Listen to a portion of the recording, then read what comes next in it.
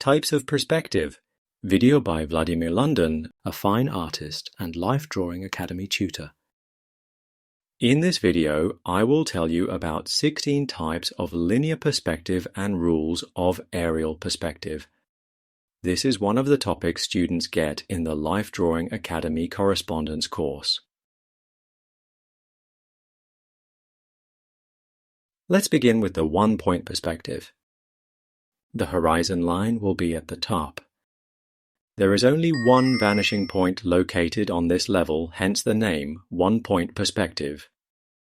Vanishing lines are converging into this point on the horizon.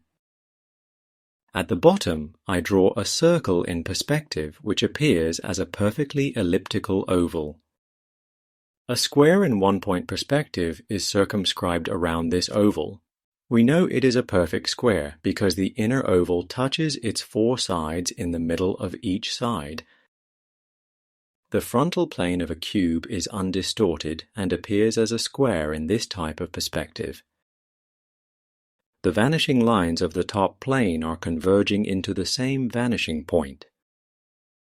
The back side of this cube also appears as a square, but its size is smaller than the frontal side because it is further from the viewer. I will outline this cube in darker lines. Note that their boldness is not uniform. This follows the rules of aerial perspective, of which we will talk in more detail later on in this video. One-point perspective is the simplest case used for fine art drawing. The horizon is always at the viewer's eye level. The cube is below the horizon, which means that we see it from above. Let's now check how objects will appear when we see them at different levels, below and above the horizon. This time I will draw horizontal circles inscribed inside of virtual squares. Because such squares are horizontal, their vanishing lines will converge into the vanishing point located on the horizon.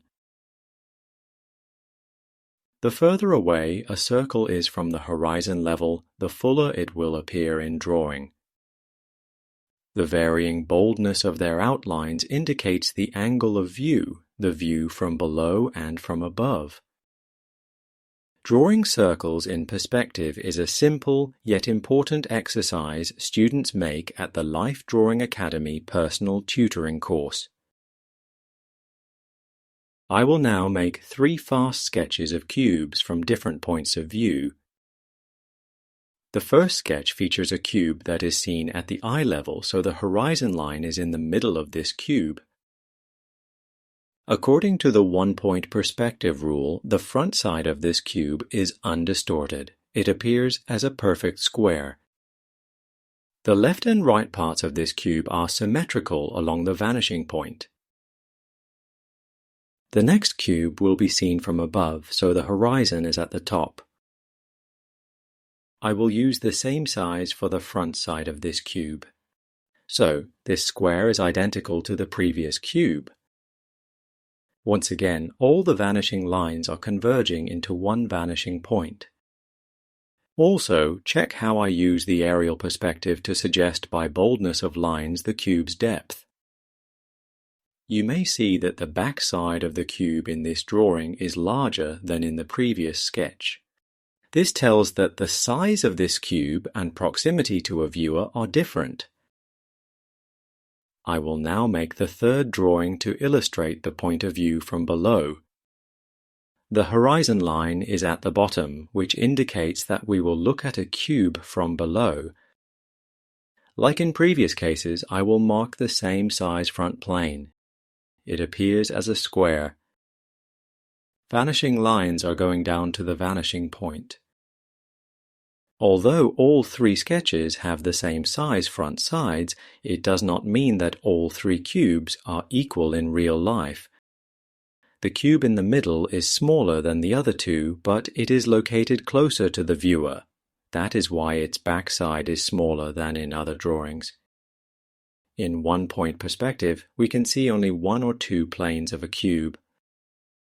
Later in this video, I will explain in which cases to use one-point perspective. But for now, let's examine the two-point perspective.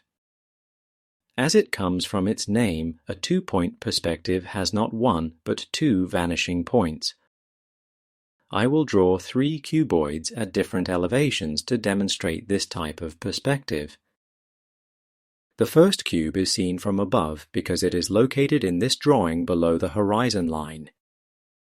Unlike in one-point perspective, where only one or two planes of a cube could be visible, in a two-point perspective we can see its three sides. The next cuboid is placed above in the air, so we look at it from below. This object is parallel to the first one, and its horizontal sides are also parallel to the ground. That is why these two cuboids share the same two vanishing points, and those points are located on the horizon. To complete this drawing, I will sketch the third cuboid, which is placed at the eyes level. Once again, this object is parallel to the previous two and to the ground and has the same two vanishing points. You can see that in the two-point perspective, two or three sides of a cube could be visible. This drawing features only two vanishing points. Let's see how this works when more vanishing points are needed. I will sketch several cuboids at different angles of view. Those objects won't be parallel to each other like in the previous case. The first cuboid is seen from above and is depicted in a two-point perspective. Because its horizontal planes are parallel to the ground, its vanishing points are located on the horizon. I will outline this object in red. The same color is used to mark two vanishing points. I will now draw another cuboid, this time depicting it at the eye level. As you can see, this rectangular prism also has two vanishing points, but these points are different from the previous case. This is because this prism and the previous cuboid are not parallel to each other. However, because it stands on the ground, its vanishing points are also located on the horizon. I will mark the second sketch in blue. Now let's draw one more prism above the horizon. This prism is also parallel to the ground, so its two vanishing points will also be anchored to the horizon line. These two vanishing points are different from previous ones because this prism is not parallel to the first two cuboids. Although this sketch features multiple vanishing points, it is a drawing in a two-point perspective. No matter how many prisms we add, all of them have only two vanishing points per each object. Later in this video, I will explain when to use this type of perspective. Let's progress to the three-point perspective. This type of perspective involves three vanishing points. I will draw a rectangular prism to demonstrate it. This prism is seen far below. It is like a bird-eye view. Imagine that it is a building seen from above. In such a case, vertical lines can be depicted not vertically, but tilted. They are converging into the third vanishing point. Two vanishing points are located on the horizon line.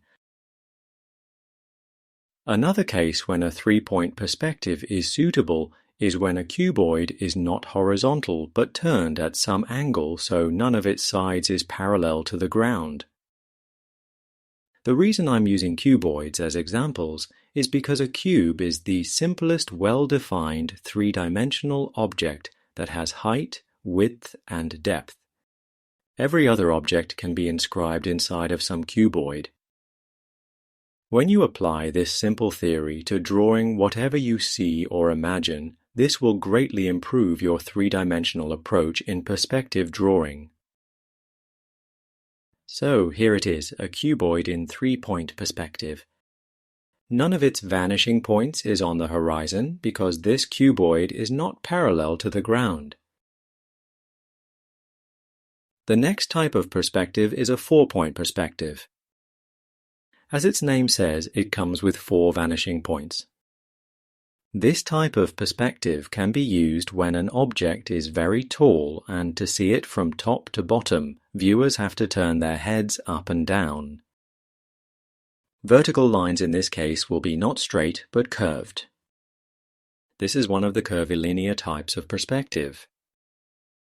At the same time, horizontal lines remain perfectly straight. They are converging into two vanishing points on the horizon. Two more vanishing points are located one above and one below the object. I will now show you some more exotic types of perspective. One of them is reverse perspective. This type of perspective features vanishing lines that are not converging but diverging. Such an approach is used in Byzantine and Russian Orthodox iconography. Also, many beginner artists make mistakes by accidentally using this type of perspective without even realizing it. It's time to tell a few words about an orthographic perspective. Imagine an object, outlines of which are projected on the drawing area using helping parallel lines. Such projection is done at a 90-degree angle. So, a cube projected on the image plane would appear as a square. This projection is used for technical drawing and plans.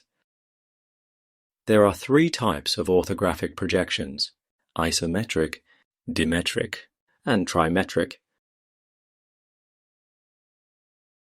In addition to the orthographic perspective, there is also an oblique perspective. This type also uses virtual lines of projection to the drawing area. However, unlike in the previous case, such lines are not perpendicular to the drawing area but go at some oblique angle, hence the name, oblique perspective. You need to note that both orthographic and oblique perspectives have parallel projection lines. That is why those types are united into one group, parallel perspective. When an object is projected at some oblique angle, its dimensions are distorted on the image plane. The oblique perspective can be subdivided into several types: cabinet perspective, Cavalier perspective, military perspective, front-top perspective, top-front perspective, and front-side perspective. Now I will show you all those types of parallel perspective mentioned above. Let's begin with the isometric perspective. A cube can be projected on the image plane using axes at 120 degrees. This perspective equally distorts all three sides of a cube. Each edge of a cube keeps its dimension as is, but the angles between edges are skewed. You can also see that angles of edges are the same for each side, so the lines are parallel. The next type of parallel perspective is dimetric perspective. The vertical axis in this case is perfectly vertical, but two tilted axes give greater foreshortening than in the previous case. The angles are 105 and 150 degrees. This perspective also keeps actual dimensions of edges, but distorts angles. Not three, but only two sides of a cube here are equal to each other, hence the name, Dimetric perspective. The next type is trimetric perspective. It also uses parallel projection lines.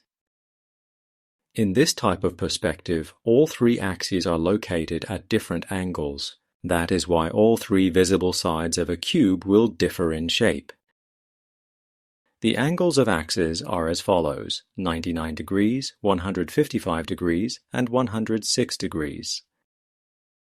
The name trimetric perspective indicates that all three sides of a cube have different shapes. Now let's talk about oblique perspective. One of its types is cabinet perspective. It is named that way because this kind of projection was used by cabinet and furniture makers. The front side of a cube is undistorted, but the remaining edges are tilted at a 45-degree angle. Those edges marked as B here are twice shorter than the actual size A. The next type of perspective is called Cavalier because it was used for drawing plans of battles seen from the horse height. All edges of a cube are equal in size. The front side is undistorted, and the remaining two sides are mirroring each other along the 135-degree axis. The tilt of those edges is at the 45-degree angle. The military perspective is similar to the Cavalier perspective. It was used to draw military fortification plans. All edges of a cube have actual sizes. However, not the front, but the top side of a cube remains as an undistorted square. Two frontal sides are equal to each other and have distorted angles. Two axes in this perspective are tilted at 135-degree angles.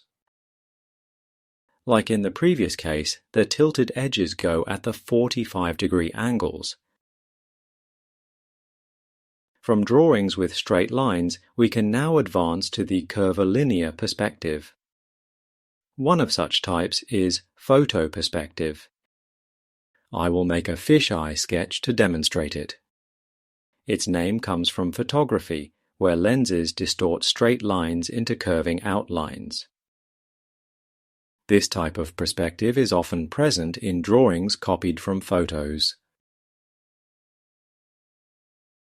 The more advanced type of curvilinear perspective is called perceptive perspective. In this type of perspective, vertical lines of a standing on a horizontal ground cuboid would remain perfectly straight and vertical in drawing, while vanishing lines would slightly curve to compensate for big distortions. You can see such distortions when these lines are straight. I marked them in red. Curving lines give a better picture. I will now tell a few words about some seldom used types of perspective. The front-top perspective features the undistorted front side and twice foreshortened top side of a standing cube. The top-front perspective comes with undistorted top and foreshortened front sides, while the front side perspective has undistorted front and foreshortened sides. To give you a better picture, I will add a roof to each sketch. I will now collect all 16 types of perspective in one place, so you could see them next to each other. Let's begin with the one-point perspective. It should be used when one side of a cuboid is perpendicular to your line of sight. The two-point perspective should be used when sides of a standing cuboid are seen at some oblique angle. The three-point perspective is suited for drawings when an object is far above or far below the viewer.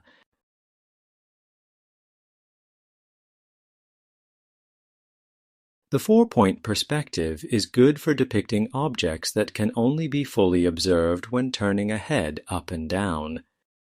It is very seldom used in fine art, but can be found in comic books. The reverse perspective comes from the Middle Ages when it was used for painting icons.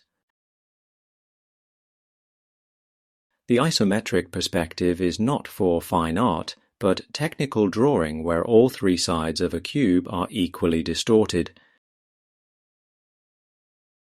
The Dimetric perspective also comes from technical drawing. It has only two axes at the same angle. Another type of perspective for technical drawing is called trimetric. In this case, all three axes are at different angles. You can see how differently the same object appears in each case.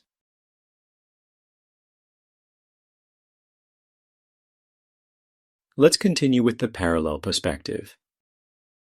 The cabinet perspective was used for depicting furniture. The front side is undistorted while the remaining two sides are foreshortened in half.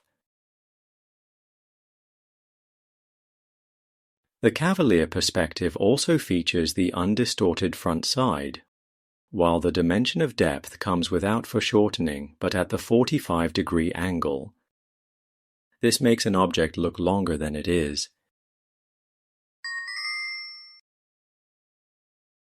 The remaining type of parallel perspective is called military.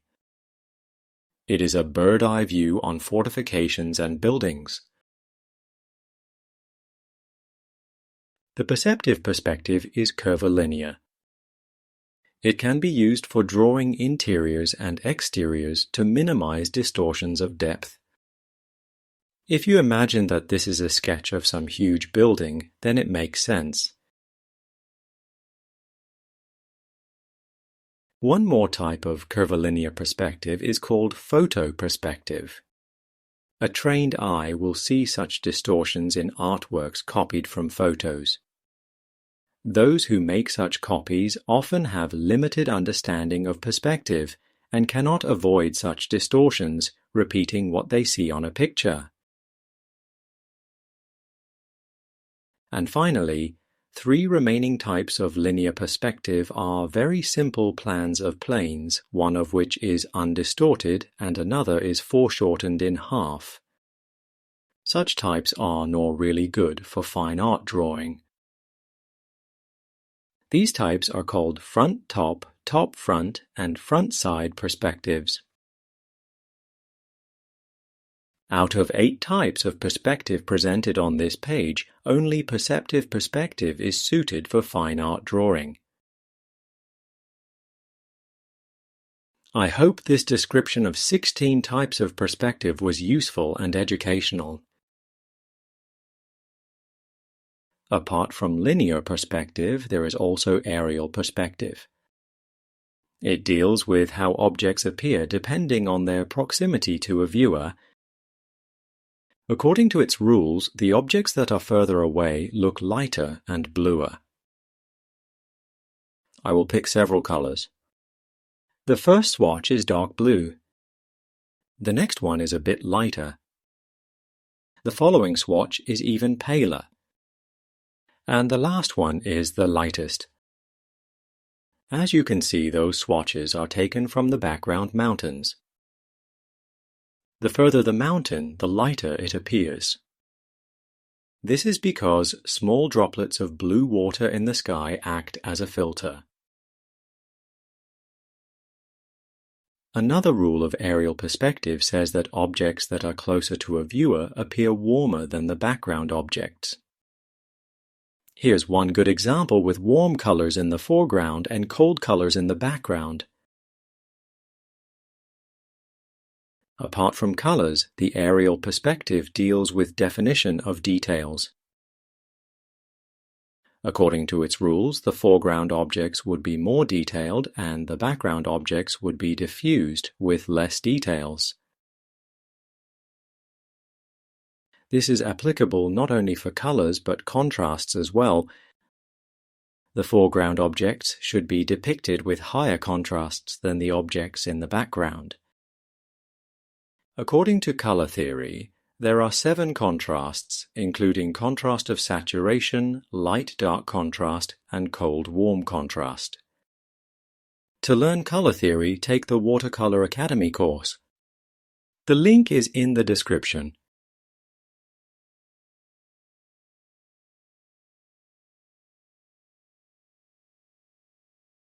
Even when you only use one color, like in this monochrome picture, or draw in graphite in black and white, there are also several rules of aerial perspective that need to be taken into account. You can see the difference between the foreground, the middle ground, and the background in this example. When it comes to linear drawing, the aerial perspective also has to be in place. Check how these lines become bolder and darker the closer they are to a viewer. The lines in the background are slim and light. Bold and slim lines make sense when you work with grounds. However, the aerial perspective can be used as well when the depth is shallow. For example, in this cylinder drawing, we can see which side of this object is closer to a viewer and which is further away. The top oval has varying boldness because its one part is closer to us and the other is further. The same logic is applicable to the vertical outlines. You will not see such a perspective in such a shallow depth, but a proficient artist draws what one knows, not what one sees. And to create an illusion of depth in drawing, you have to use the aerial perspective. The same rules apply not only for outlines, but for virtual contours as well. Here's a sphere depth of which is described by contours with varying boldness. I will now talk about when to use a particular type of perspective. To begin with, the aerial perspective must be used in all cases. A one-point perspective should be used for drawing standing cylindrical objects, like this bottle, for example. Also, it is suited for cuboids standing horizontally when horizontal edges of such a cuboid are perpendicular to your line of sight. The box under the bottle here is a good example of this case. However, when a cuboid is turned at some oblique angle so its edges are not perpendicular to your line of sight, a two-point perspective should be used. This bottle illustrates such a case. The box underneath is also turned at an oblique angle, which is different to the bottle. Once again, a two-point perspective is needed for that box. The vanishing points for the bottle and the box will be different, but they will be located on the same horizon line because both these objects are standing on a horizontal surface. However, when a cuboid is tilted, a three-point perspective might be needed. None of three vanishing points would be on the horizon in such a case, because none of the cuboid's edges is horizontal. This bottle of ink illustrates it well. It is not lying on its side, but turned to pour the ink. Another case when you may use a three-point perspective is when some cuboid is seen in the bird's eye view, like this box beneath the bottle. Keep in mind that although I draw actual boxes, the rules above apply to any three-dimensional object that can be inscribed into a virtual cuboid. To illustrate once again a three-point perspective, I will draw a construction from imagination in the bird's eye view. This video is just a small part of one task from the Life Drawing Academy correspondence course. And there are 100 drawing tasks in this course. Imagine how much more you will learn should you take this personal tutoring. To learn more about this online academy, keep watching. You will be amazed to find out what other topics are covered in the correspondence course and why this course is probably the best personal tutoring in the world available today on the internet. You will discover the unique curriculum that will push your abilities from the basic to advanced level. My name is Vladimir London and I'm the tutor at Life Drawing Academy. This academy consists of two courses, online and correspondence. In the online course, you will have a lifetime access to 52 multi-part video lessons on portrait and figure drawing. It is a self-learned course that requires some basic knowledge of constructive drawing. If you are a beginner or not sure what constructive drawing is about, then the best option is to take the correspondence course, which we designed to be one of the best drawing courses in the world.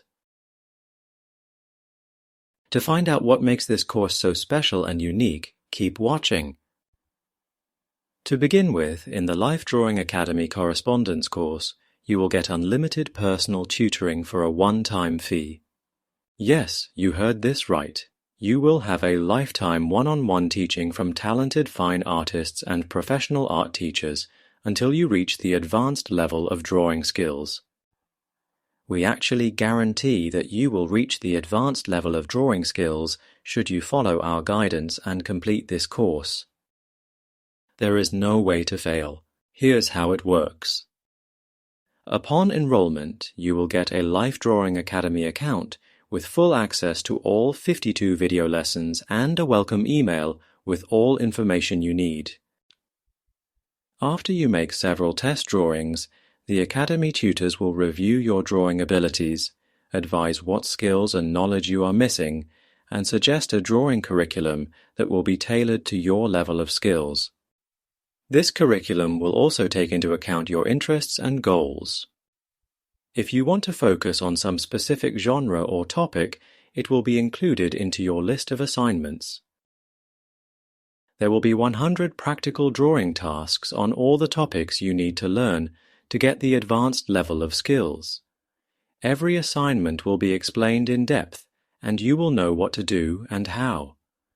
Every drawing you make in this course will be reviewed, and tutors will point out your mistakes and advise how to improve. This course is suitable for complete beginners because you will learn everything you need to know.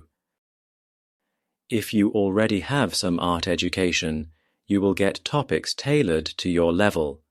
You will advance your skills and learn new things. For example, drawing figures in motion or creating figurative compositions that tell a story.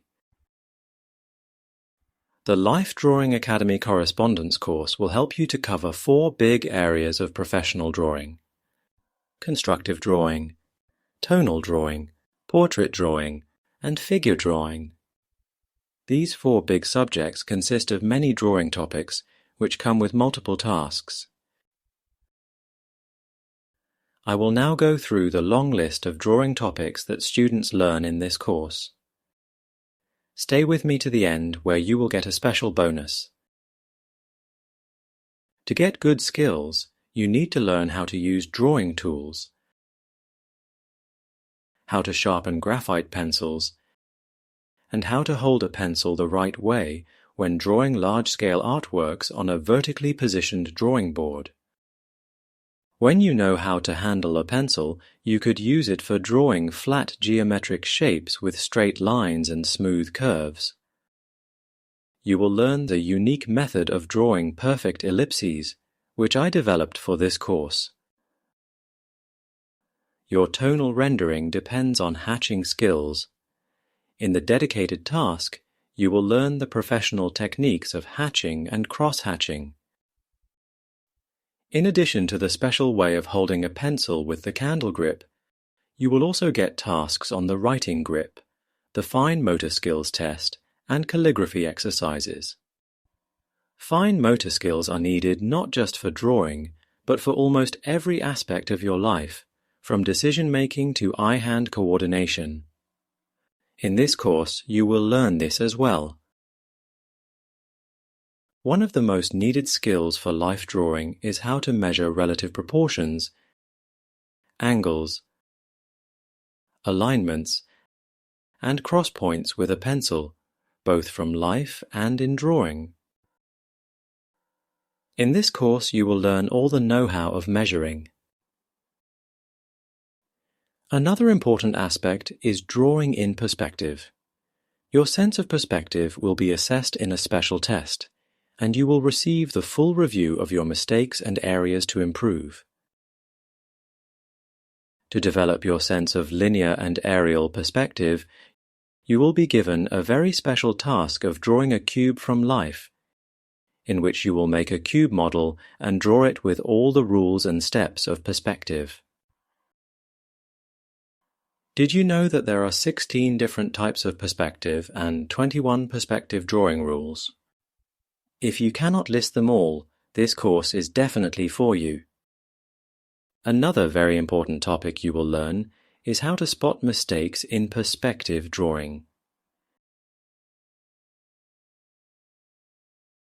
There is a special method of drawing a perfect cube from imagination from any point of view. Because every three-dimensional object can be inscribed into a cube, this know-how will help you to draw realistically whatever you see or imagine. Drawing ovals is another subject that not every professional artist is capable of doing well. In this course, you will learn how to draw ovals and ellipses the right way. Drawing cylindrical objects requires a special knowledge of ovals, perspective, and construction. In addition to learning how to draw cylindrical objects, you will also find out how to avoid common mistakes, so your artworks will look professional. Every human or animal figure has cylindrical shapes: necks, limbs, fingers. So, learning how to draw cylinders is not about some mugs or bottles. This skill is needed for figure drawing. In the dedicated tasks, you will learn how to draw standing and reclining cylindrical objects from any point of view.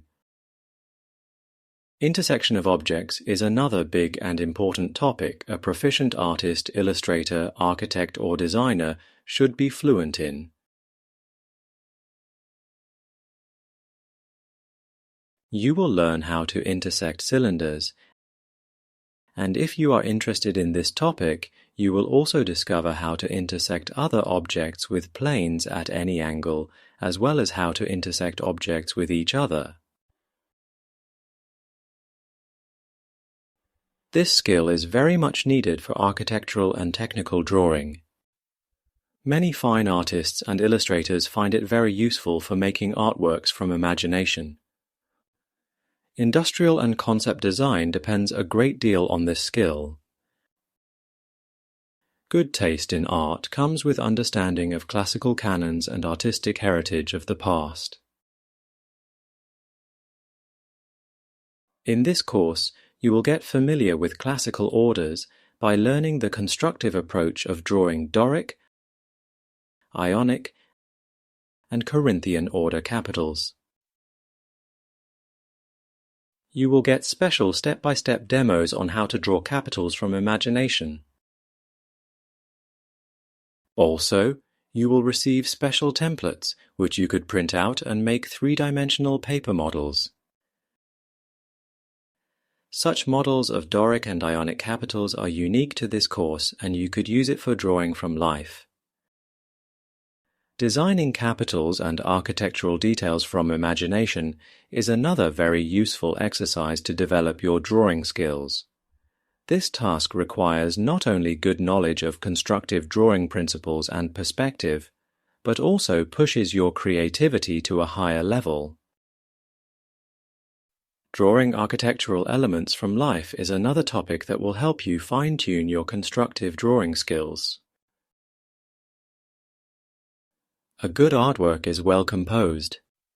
In this course, you will discover 15 elements of composition and how to use those elements to make works of art that tell your story and move the viewer. You will further develop your drawing skills by composing and drawing still life artworks from life.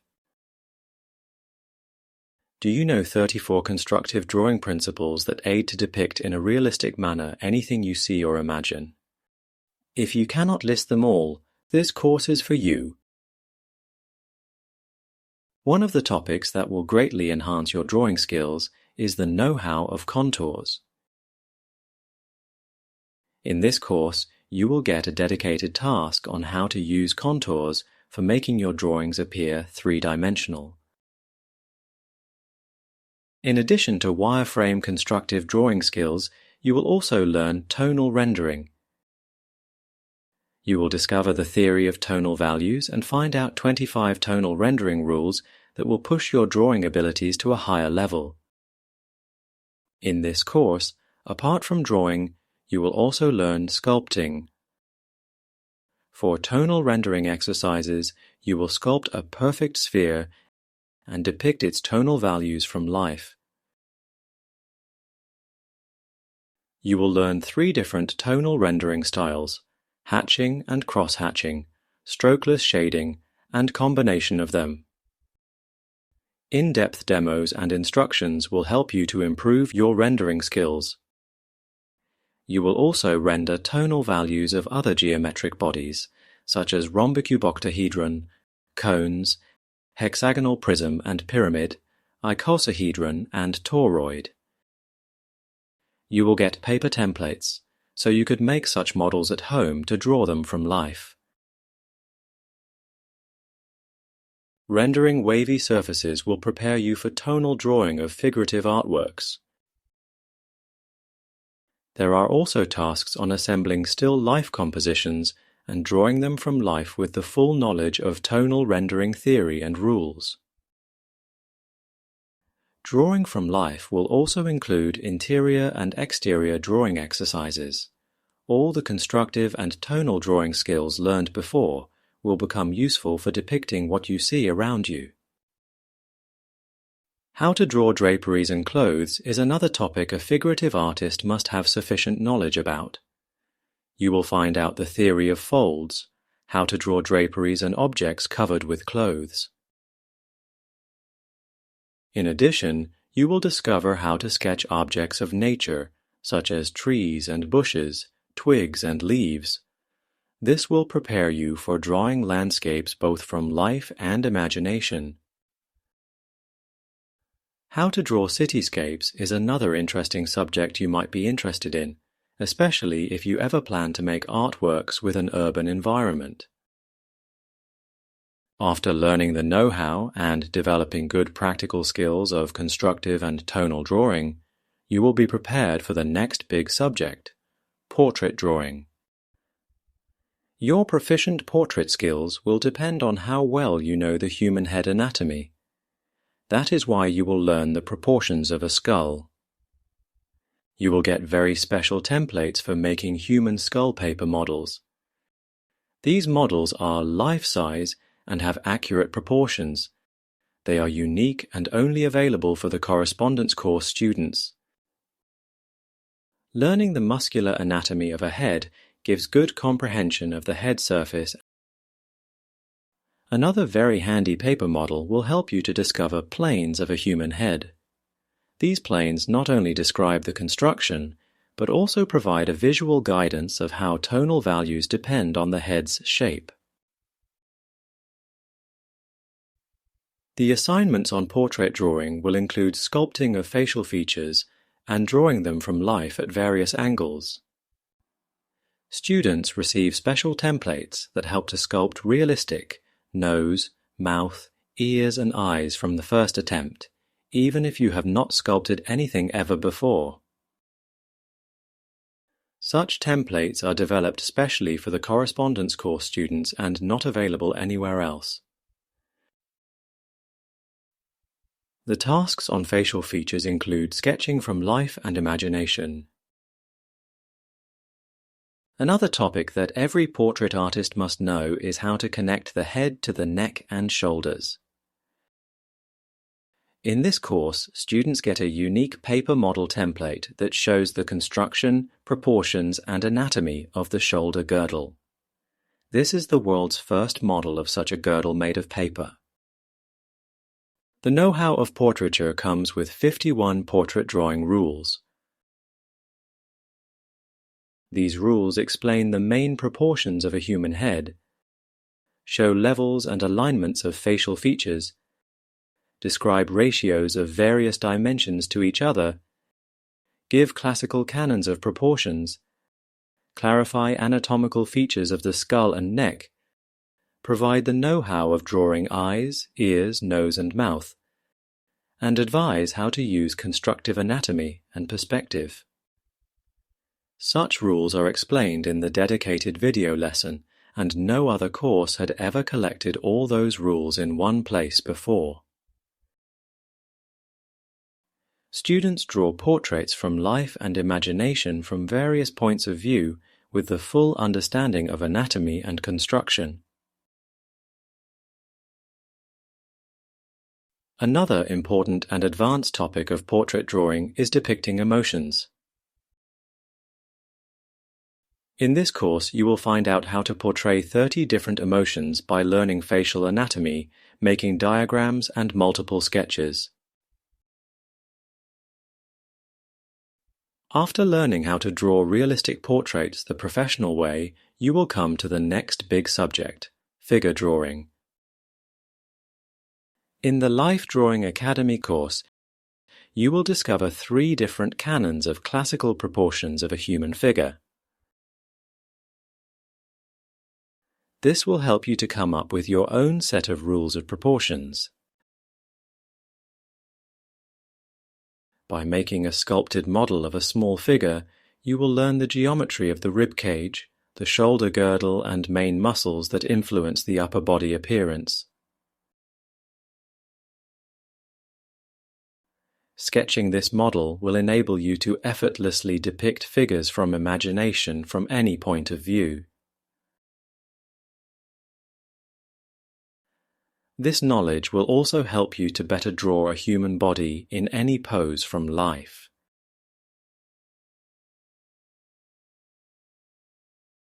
In addition to the upper body anatomy, you will discover the pelvis and spinal column construction, anatomy of legs, knees and feet. Anatomy for artists will be fully covered in this course. Such anatomy is very different from the anatomy for medical students. As an artist, you only need good understanding of the skeletal construction and those muscles that shape a human body. In this course, you will discover the shapes, functions, origins, and insertions of such muscles. Making diagrams, sketches, and anatomy drawings will put your figurative drawing skills on a higher level. One of the difficult subjects that many artists have trouble with is drawing arms and hands. To solve this challenge, you will get a very special paper model of a hand. This model is also unique to this course and only available for the students who take personal tutoring. In a dedicated task, you will draw the paper model and real hands from life. How to draw hands and arms will be fully covered in this course. Apart from drawing hands, you will also sketch arms from life to understand the pronation and supination of an arm. You will learn good tips on gesture sketching and how to depict human figures from any angle in any pose. All this knowledge and experience will prepare you for drawing standing, sitting, and reclining figures. We will tell you how to get models and how to go without models when drawing from memory and imagination. The know-how of figure drawing will give you the necessary skills of making figurative compositions with 2 and more figures to tell your story according to your creative vision. If you are interested in character design, this subject can also be included into your drawing curriculum. If your passion is in manga or animation, the course tutors will help you to get the necessary skills of character stylization.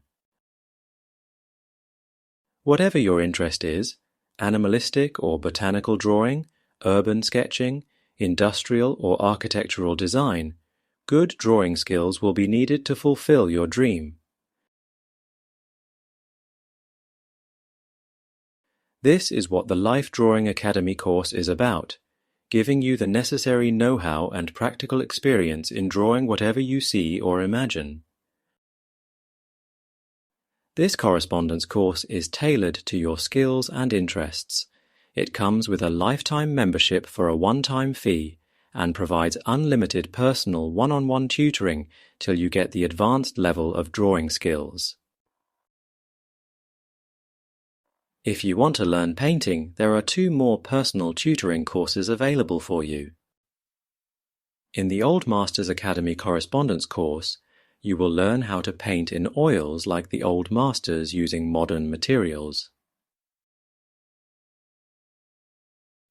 And in the Watercolor Academy correspondence course, you will learn professional skills, including 5 different methods and 9 techniques of watercolor painting. Now, the promised bonus. If you are not sure which level of drawing skills you have according to high standards of traditional art education, check out this video and you will be surprised to find out how much you may be missing. This video will open your eyes on what you need to learn to become a professional fine artist. The link is available in the description.